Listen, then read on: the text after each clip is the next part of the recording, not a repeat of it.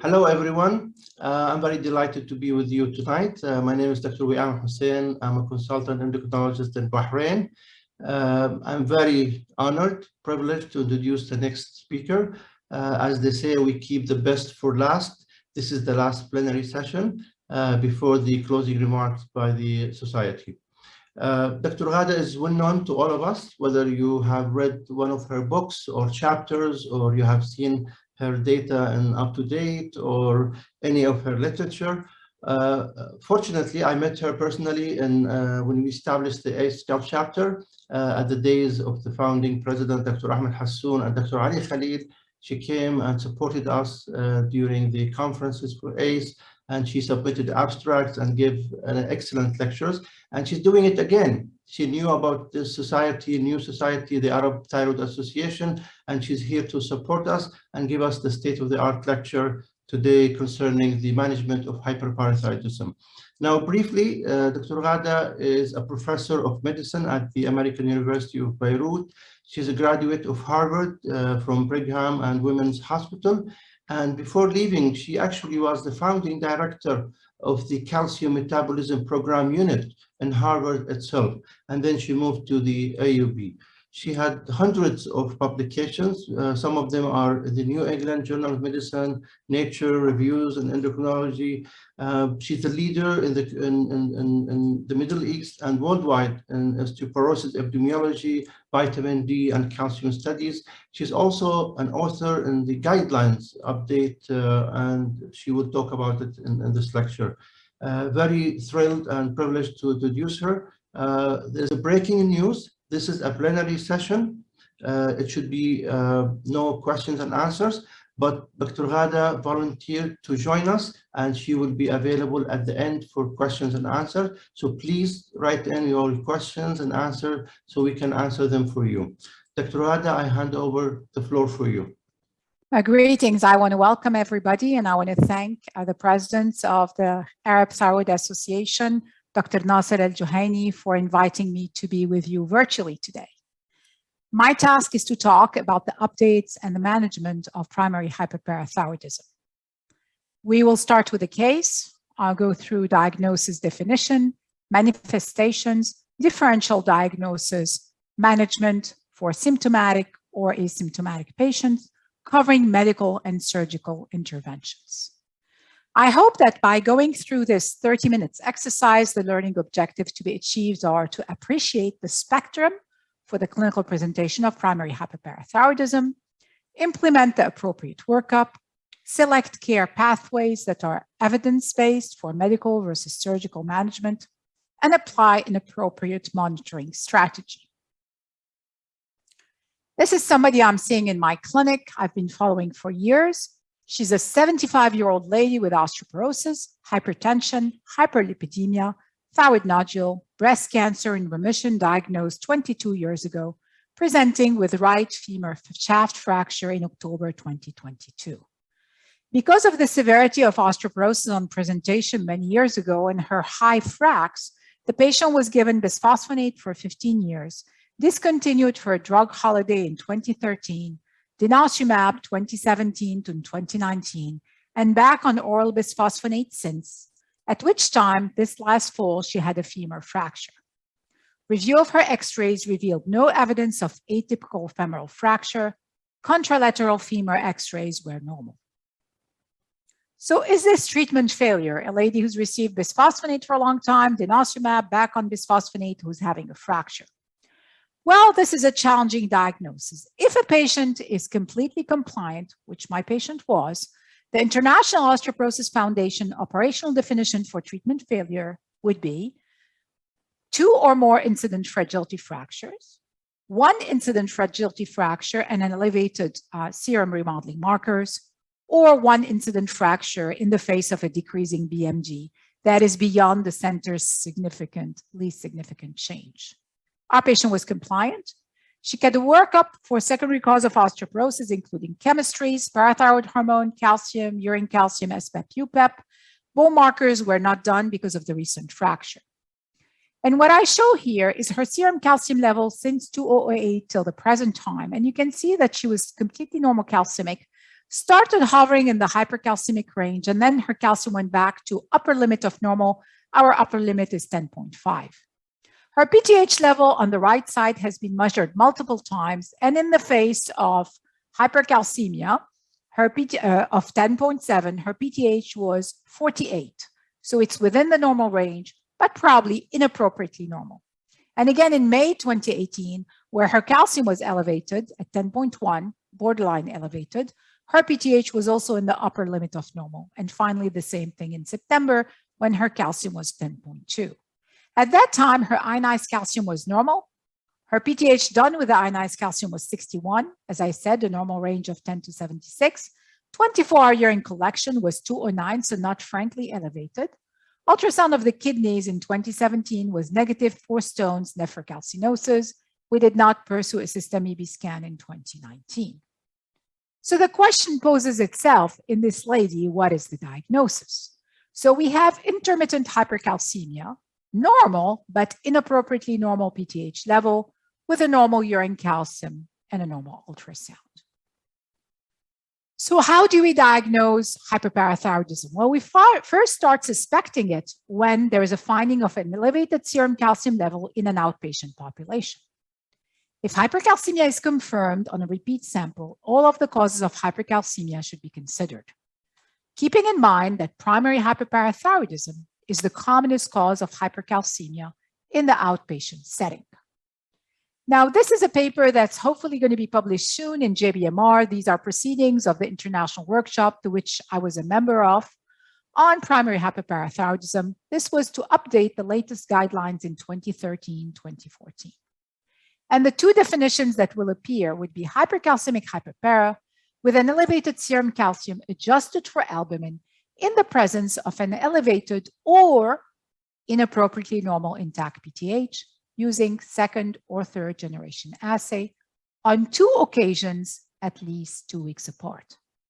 Conversely, normal calcemic primary hyperpara is a normal total adjusted calcium, normal ionized calcium with an elevated intact PTH on at least 2 occasions over 3 to 6 months apart after all causes of secondary hyperparathyroidism have been ruled out.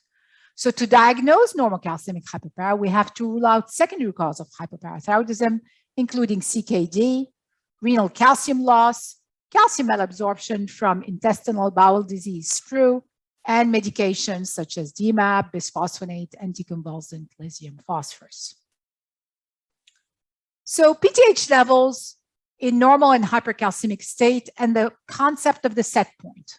Now, we define hyperparathyroidism as autonomous, non-suppressible PTH that is inappropriate for the level of calcium from one or more abnormal parathyroid glands. In primary hyperparathyroidism, hypercalcemia is present with an elevated PTH in 85% of the cases. But in 15%, there is hypercalcemia and the PTH is inappropriately normal. Now, this is a busy slide. Let me walk you through it.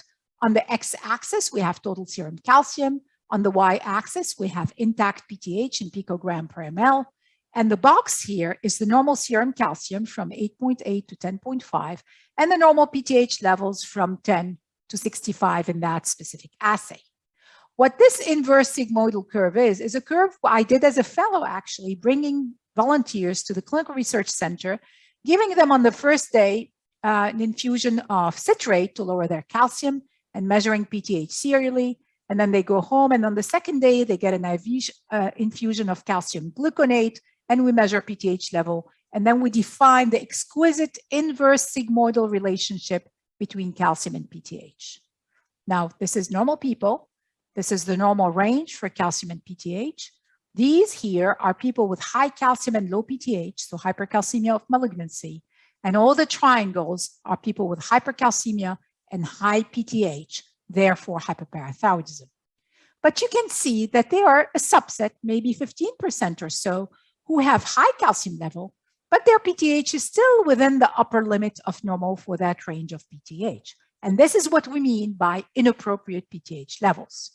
And if I were to plot my patient at one time point, she would fall clearly outside the sigmoidal curve, clearly outside the normal range boxes, and in the range overlapping these many patients that are known to have primary hyperparathyroidism. So what are the manifestations of the disease? Well, the organ involved are classically the skeleton, in the old days with bone pain, osteoarthritis fibrosis cystica, but nowadays it's mostly an asymptomatic disease with osteoporosis by bone density or fracture, such as our case, pseudogout, and for renal, polyuria, kidney stones, nephrocalcinosis, impaired kidney function. There are biochemical abnormalities noted in hyperparathyroidism, of course, the hypercalcemia, which is the hallmark, hypercalciuria, hyperchloremic acidosis because of an RTA, hyperuricemia, and in some patients, hypophosphatemia. What we've displayed in green are the non-classical manifestations that are associated with hyperpara, neurobehavioral, gastrointestinal, cardiovascular, and neuromuscular. And we do not think these are clearly caused by hyperparathyroidism, but may be present more often than not in patients with hyperparathyroidism. And these are not felt to be indications for surgery, and we do not classically screen for those routinely in patients who carry the diagnosis of hyperparathyroidism. Now, there is no doubt that primary hyperparathyroidism has evolved from a very symptomatic disease, 57% with kidney stones, 1/4 with overt skeletal disease, slowly transitioning in the various study to mostly an asymptomatic disease in over 80%, skeletal overt manifestation less than 0.1%, hypercalciuria in 30%, kidney stones, depending on the series, in 14 to 20%. Please note that the type of calcium scoring in hyperparathyroidism is mixed calcium phosphate, calcium oxalate because of the distal RTA. The skeletal findings nowadays would be increased bone remodeling, low bone mineral density, more so at cortical than trabecular site, so the forearm would be the lowest. Slow bone loss at cortical site takes years, a decade or more to show. Fractures at the classic site, the old times with severe osteoarthritis fibrosis cystica and brown tumors, but now we only see this in less than 1% of cases. This is a Columbia study showing cross-sectionally bone density at the spine in terms of percent expected, at the hip in blue, and at the forearm in green. And as you can see, the most affected site is the 1/3 radius, which is mostly cortical bone. Now, let me walk you through this busy 4-panel slides. In panel A, we have nuclear magnetic imaging of the left humerus showing at least medial fracture. Right there, you see the cortex broken, and you can see brown tumor with a solid component and with a liquid component on this MRI. Now, in B is a classic radiograph of the left leg showing cortical thinning, but also multiple lytic lesions. This is not multiple myeloma. This is severe hyperparathyroidism. And then in C and D, we show on the left side a normal thick cortex with thick collected trabeculae. And then we see on the right side, the cortices are thinner and there is more empty stasis and thinner trabeculation due to hyperparathyroidism. Now, our patient's bone density, we've been monitoring closely when she was on oral bisphosphonate and denosumab. It went up between 2017 and 2020 by 12% at the spine and then stabilized. Her T-score at the spine is -4. At the femoral neck, which is lower down, her T-score is -3.2 and has been stable over the years with treatment.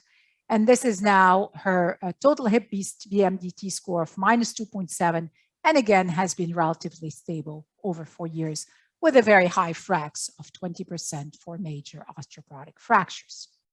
What about renal manifestation? Kidney stones occur, as I said, in 14 to 20% of patients. Primary hyperpara may be the cause of kidney stones in 5% of stone formers. Hypercalciuria, depending on the series, in 1/3. Hyperphosphaturia, and an alkaline pH. Our patient did not have kidney stones in 2017, and we'll look at now on ultrasound in 2022, she still has no stones or nephrocalcinosis. Her most recent lab, when she presented post-fracture, were a calcium of 10.5, right at the upper limit of normal, a PTH that is below 76, but inappropriately normal for that calcium. Ionized calcium now is clearly abnormal. It was 1.38 before. Creatinine is normal. She's not vitamin D deficient. 24-hour urine calcium consistent with the previous one, and her calculated calcium over creatine clearance ratio is 0.022. This is now a second point for our patient, again, clearly showing she's abnormal. She's beyond the curve. She's in the box where we think she belongs to the hyperpara category. Could she have something else? What is the differential diagnosis of hypercalcemia with an elevated or inappropriately normal level of PTH? And that's the condition called FHH, familial hypocalciuric hypercalcemia. This should be suspected in younger individuals, those with a calcium over creatine clearance ratio of less than 0.01, or those with a family history of hypercalcemia. The patient is not young. Her calcium over creatine clearance ratio is above 0.02. She does not have a family history of hypercalcemia. She's not on thiazide, diuretics, or lithium. And ectopic causes of PTH secretion are very rare. These include neuroectodermal tumor, ovarian cancer, some lung cancer. So what is this condition, FHH? It's a familial inherited condition with inactivating mutations in the calcium sensing receptor on the parathyroid gland. It's autosomal dominant. Some patients don't have the mutation. And if the mutation is heterozygote, they present young with asymptomatic mild hypercalcemia and inappropriately normal PTH level. Because the calcium receptor is a divalent cation receptor, it also has abnormality in magnesium metabolism. So the serum calcium is high, the magnesium is high, the urine calcium is low, and the magnesium is low. And the treatment is reassurance because they do not have any evidence of skeletal disease or renal disease. Now, this is again my favorite sigmoidal curve showing PTH versus ionized calcium dynamic. Patients with hyperparathyroidism can be thought as having a shift of the set point to the right, and people with hypoparathyroidism or autosomal dominant hypocalcemia, which is an activating mutation in the receptor, are shifted to the left. So FHH and primary hyper are at the right end of the spectrum for PTH and calcium level with some overlap. This table summarizes biochemically hyperpara and FHH. I think it's very important to know the calcium is very similar, mild calcium elevation. Magnesium is different in FHH. The serum magnesium is high. In primary hyperpara, normal to low. PTH is elevated in 85% of primary hyperpara. It's normal in 85% of FHH. 125D is increased in hyperpara, normal in FHH. Importantly, urine calcium is usually elevated in hyperpara. It's usually below 100 in FHH. Calcium over creatine clearance ratio is over 0.02 in hyperpara, below 0.01 in FHH, and the magnesium in the urine follows.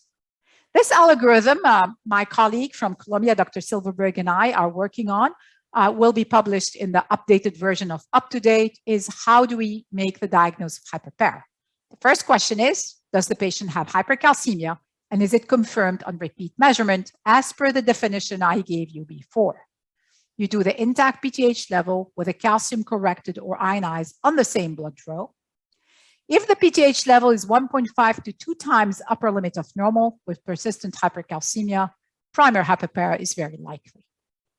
If the PTH level is not 1.5 to 2 times normal, it's only upper limit or minimally elevated, such as our patient, it's likely to be hyperpara, but also consider FHH. And we'll get to another algorithm for this.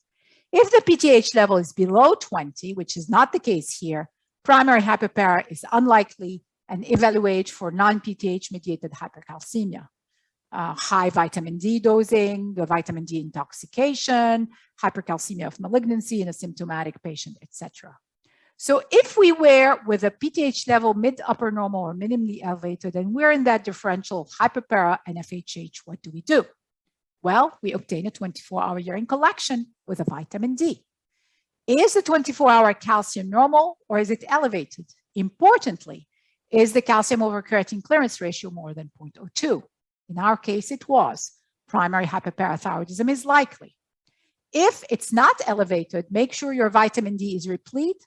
If it's not, you have to replete it and complete the workup and do a urine calcium excretion. If the vitamin D is replete and the calcium excretion is not above 0.02, it's below 0.01 or 0.02, hyperpara and FHH are both possible. If the calcium over creatine clearance ratio is less than 0.01, FHH is more likely, but hyperparathyroidism is still possible. Remember, if you're thinking of HHH, try to get values when they were very young, because this abnormality should have been there before. You do a family screen. Half of the sibling or one of the parents has to have it, and you can monitor and follow symptoms. You can always sequence the calcium receptor, but it's expensive and challenging. Now, this is a slide Hunter Heath and I put together for a chapter in Principles of Bone Biology, showing calcium over creatine clearance ratio in hyperpara and in affected FHH, unaffected FHH. And you can see that primary hyperpara, a lot of them are above 0.02. Many of them are between 0.01 and 0.02, and some, but not most, are below 0.01, which is like FHH. Conversely, FHH is rarely above 0.02, very often below 0.01. And that's why I gave you the cutoffs I gave you. So up to 10% of patients with FHH may still have high calcium over creatine clearance ratio, but that's a minority. And up to 1/5 of patients with hyperpara can have ratios below 0.01. And if you have 0.01 to 0.02, it's a gray zone that basically overlaps with both diagnoses. So we did all this on our patients. She did not have vertebral fracture, but she already had a shaft fracture. I've shown you her labs. Her estimated GFR is above 60. We don't usually necessarily look for cardiovascular, neurologic, or non-classical manifestation. For patients who are young, we could do genetic testing, especially if there's a multi-gland disease in the family, if there's family history, or if there's a syndrome. I think our patient has clear evidence now with a high calcium over creatine clearance ratio, a fracture, low BMD, although not typically lowest at the forearm. She is likely to have primary hyperparathyroidism and not FHH. How do we manage her?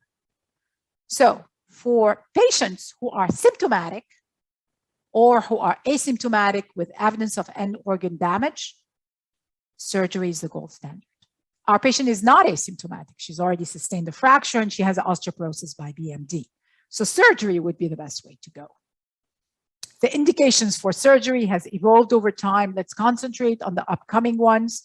A serum calcium above 1 milligram per deciliter above the upper limit, a BMD T-score less than minus 2.5 at any of these skeletal sites, or the presence of vertebral fracture either by X-ray, CT, MR, or vertebral fracture assessment. Renal and organ damage is an estimated GFR below 60, a urine calcium in women above 250, in men above 300, or the presence of kidney stones or nephrolisis by X-ray, ultrasound, or CT. And of course, young age is an indication for surgery. If we have decided the patient needs surgery, do we pre-op localize? Well, the pre-op localization is a guide to the surgeon. It's not a diagnostic procedure because of false positive and false negative. Surgeons like to know where the adenoma is and start on that site. And as John Dopman at the NIH said, the most important pre-op localization is to locate and experience parathyroid surgeons. And of course, the surgical approach are minimally invasive parathyroidectomy with intra-op PTH. Some people do it without intra-op PTH, or full exploration. This is mandatory in familial cases or reoperations. This is our patient's system EB. This is 15 minutes. You can see a faint uptake in the left lower thyroid gland. At 1 hour, it becomes more obvious. And this is delayed phase 2 to 3 hours with a clear presence of persistent uptake on system EB. The patient will resume her denosumab now that she is over 3 months post-fracture, and she's scheduled to see a parathyroid surgeon. Now, if a patient is not eligible for surgery or is refusing surgery, what are our treatment strategies? This is the data as available to date and a systematic review that will get published also in JBMR, but our international workshops. But let me summarize. Hormone replacement therapy in small randomized trial increases bone mass. There is no fracture data. Bisphosphonate in small randomized trials of 40 to 50 patients will stabilize or increase bone mass. No effect on calcium, no fracture data. Most of the studies are with alendronate. Denosumab in the most recent Lancet paper increases bone mass, no effect on calcium, no fracture data. Denosumab combined with calcium mimetic will decrease calcium and improve bone density. Calcium mimetic alone will fool the receptor in perceiving ionized calcium as higher than it actually is, will lower PTH secretion, lower calcium by around 15 to 20%, but no increments in bone density. The FDA label for calcium mimetic, it's approved for the use in primary hyperparathyroidism, patients with severe hypercalcemia maybe who are not surgical candidates, but also secondary hyperparathyroidism and parathyroid carcinoma. If a patient is followed medically, in addition to the initial evaluation, the follow-up would be chemistries annually, DEXA every 1 to 2 years unless it was completely normal at baseline, VFA, TBS, X-ray if clinically indicated, creatinine clearance preferably, or estimated GFR annually, 24-hour urine calcium and abdominal imaging for stones and nephrolithiasis as clinically indicated. So I hope in this very quick overview, we realize that to date, in many countries, including many countries in the Middle East, primary hyperparathyroidism is mostly an asymptomatic disease. In some developing countries where vitamin D deficiency is still present, you see severe hyperparathyroidism with symptoms and osteoarthritis fibrosis cystica. Symptomatic patient will present with skeletal and renal manifestations. Cardiovascular and neuromuscular symptoms have been described. They should not be screened for, nor do they improve post-parathyroidectomy. Asymptomatic patients may have end organ damage if you do studies with bone densitometry, TBS, VFA, and do adequate renal screen. So we call them asymptomatic with end organ damage. And these are for surgery. Surgery is the gold standard, both in symptomatic patients and asymptomatic patients discovered for end organ damage by screening. Parathyroidectomy is accompanied by a decrease in stone risk, increase in BMD, no fracture data. Medical therapy in randomized trial is based on a relatively small number of subjects. Bisphosphonates such as alendronate and denosumab will stabilize and increase bone density, no known efficacy on fracture, no change in serum calcium, whereas cinacalcet, the calcium receptor antagonist, will decrease serum calcium, but no effect on BMD. Monitoring in asymptomatic patients with no end organ damage is important to assess disease progression and ensure adequate management.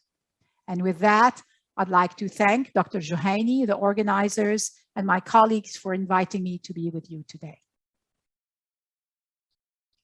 Thank you very much, Dr. Ghada, for this outstanding review of hyperparathyroidism. And we are very grateful to you that you are able to join us for quick questions and answers. Because of the time limit, we'll make it short and sweet, short questions and short answers, please. First of all, I have to deliver a message from you. Dr. Sami Azar apologizes. He's in the airport in the United States and he missed your talk. So he apologizes for you.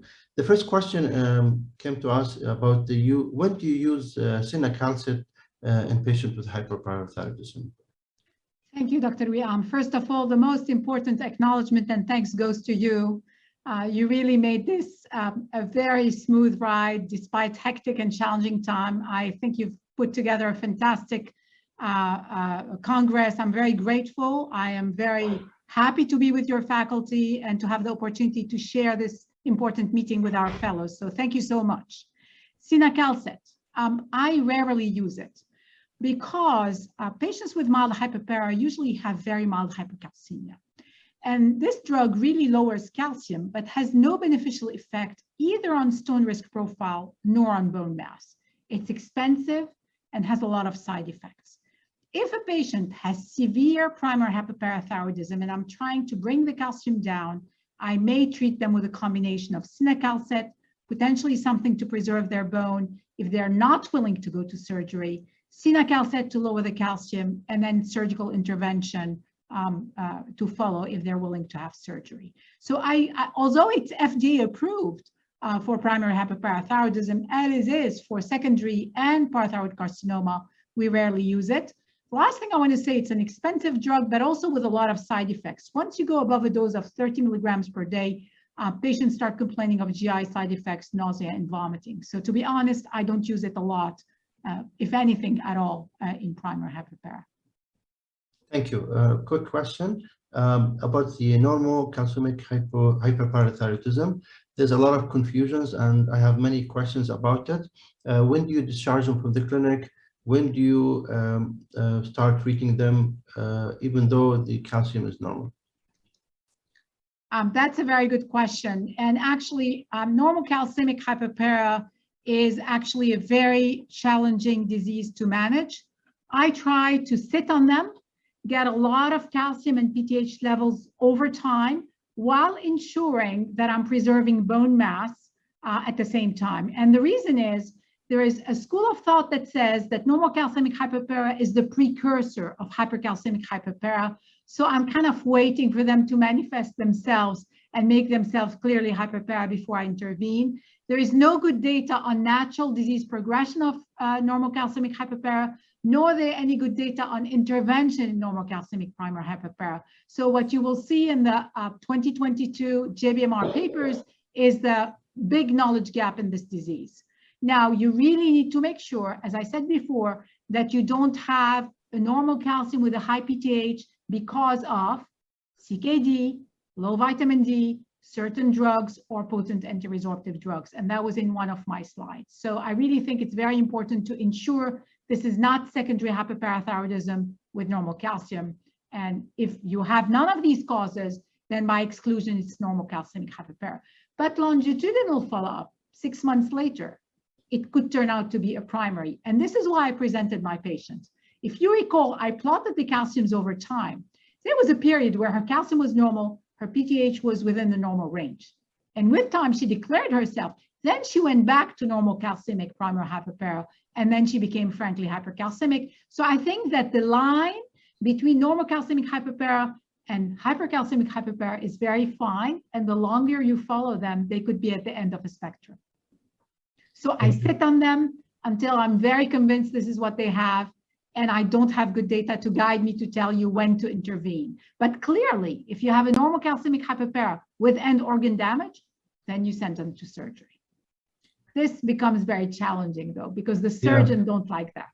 Yeah, and actually we face this every day with surgeons.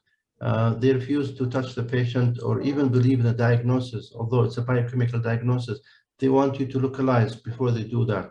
And if we fail to localize, they will tell you this is not hyperparathyroidism.